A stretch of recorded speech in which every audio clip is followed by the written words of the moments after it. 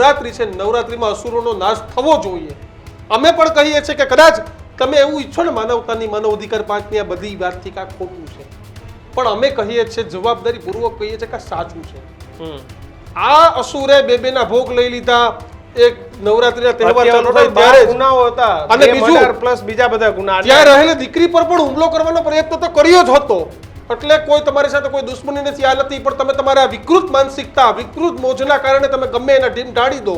તો ગુજરાત પોલીસે જે કર્યું છે તે અભિનંદનના પાત્ર છે કે આવા અસુરો સામે આ જ પ્રકારની કાર્યવાહી. અને મનુષ્ય જીવનની અંદર સૌથી મોટી સજા એ મૃત્યુ છે. પણ જો મૃત્યુથી પણ કોઈ મોટી સજા હોય, કોઈ પીડા હોય, કોઈ યાતના હોય તો આ આરોપીને દેવાની હતી. પણ ખેર એને મોતની સજા મળી ગઈ છે.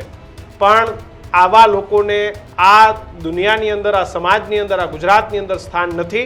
હું ફરી એકવાર ગૃહ રાજ્ય મંત્રી Harsh Sanghavi, Gandhinagar police, Gandhinagar range, LCB, crime branch Ahmedabad, આ તમામ લોકોને મારા હૃદયથી વધાવું છું.